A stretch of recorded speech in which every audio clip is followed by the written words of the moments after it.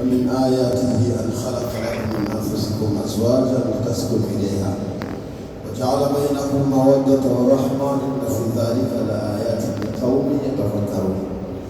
Katika dalili zake Allah subhanahu wa ta'ala ambazo ni nyingi katika hii dunia, mojawapo ni kutuumbia wake zetu ili tuweze kupumzika na wao wapumzike, na kujalia mapenzi na huruma kati ya mke na mume.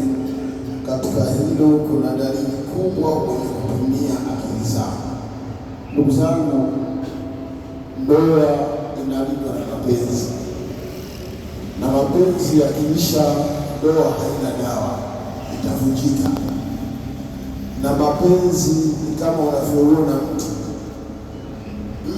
ili udumu lazima upate maji, upate mbolea, kupaliliwa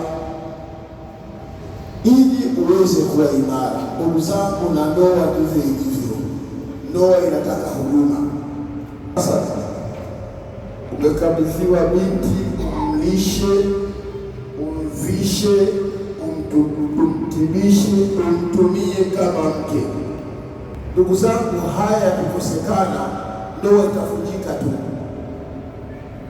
Ukishakuwa na mke, kumlisha ni wajibu wako, wala kubembelezwa kuwa leta sukari, sasa sukari imekwisha. Leta sukari, leta mafuta, leta ngano, lipa umeme, lipa bili za maji.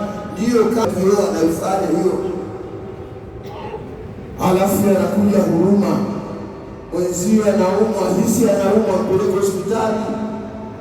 Mwenzio kwao kuna shida dogo ni kwako. Siku hizi kuna mtindo, sikuoa familia nzima, ni kuoa wewe. Hawa watu hivi mimi wanasema wachini, hawajui maana ya ndoa. Ndoa tunaunganisha watu wawili, wanaunganisha familia mbili, hiyo ndoa. Sasa sio ujanja, majibu ni mjibu mwanamke, wewe na athari kubwa. Unaweza ukadhani unamjibu majibu laini, kwa kwani mimi ndio kila mtu, mimi ndio kuoa wewe tu. Hawa watu wanataka wajinga, tunasema wapumbavu. Allah akasema mwisho wa aya hii, liqaumin yatafakkaruna. Kutafakuri ni kuwa na akili nzuri, kuwa unapata muda kujiuliza, ni watu wangapi hawana wake na mke? Ni watu wangapi hawana watoto, mke kuzalia watoto? Ni watu wangapi wanazini, wewe hauzini na mke wako? Leo linakutosha ufikiri na umshukuru Mwenyezi Mungu, uone kakupa neema. Jambo la pili ni kumsamehe. Na almar'atu khuliqat min dil'a in dhahabta ilayha taqribuha taksura wa in taraddaha la taqala dawaju fa astawsu bi lisa'iha. Mwanamke ameumbwa kwenye ubavu uliopinda. Udhahabta ilayha, kama utakazalia ubavu kunyosha, taksuru au tauvunja kwa talaka, ndio talaka. Mwanamke halazimishi, mwanamke ana rai zake ambazo anapewa yeye mwenyewe. Ukisema mimi ndio kilume nitaonyesha, utamwacha. Hautumii nguvu. Ni siasa ya kumweka ndani, ukamfahamisha na kuelewa. Wa iyaka tadhibha amama nas wa tasubha. Tahadhari sana kumfokea mwanamke mbele za watu au kumtukana mbele za watu, kuonyesha wewe ni kilume. Wewe sio kilume, ni pumbavu. Kwa sababu mke na mume wanachumba. Lolote mkeo kafanya halifai kuja chumbani. Bwana, mimi tabia hii sipendi, nakuomba sana, tafadhali sana, tabia hii sipendi, najua ni mtu mzuri, nimekuona mimi, sitaki kufanya. Sio mbele za watu. Alafu mtoka anasema, niliamua, uliona nilifanya. Unafika na kupigia wewe ni kiboko na yeye ni mjinga. Kwa sababu Mtume kasema astausu bi nisa'iha. Kila mkikutana wanamume kama hivi, usianeni kuwatendea kheri wake zenu.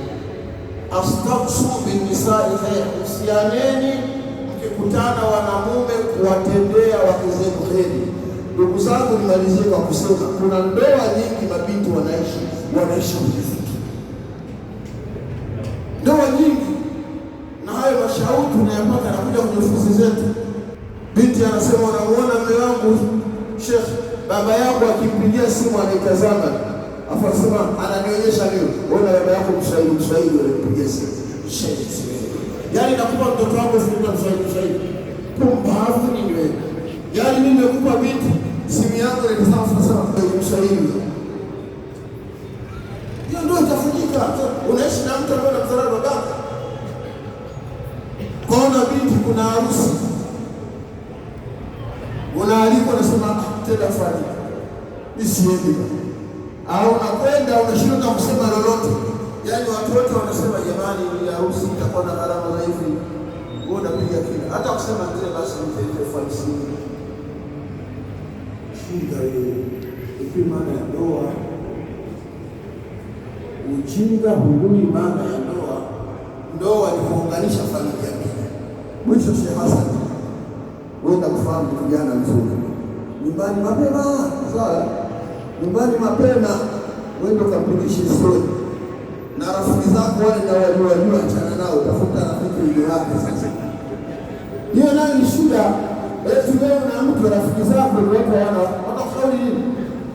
Mtu mmoja amefanya shida na mtu wake, anaambia rafiki yake bwana, mimi nyumbani hakuna raha kabisa. Ndio maana mimi sijaoa. Mbona wajibu? Ndio maana mimi sijaoa. Hapo mambo haya. Utapiga mtu utaoa. Angelikuwa ni mwenye mke mwambie afanye shughuli na date na mambo wajivyo. Sasa badilisha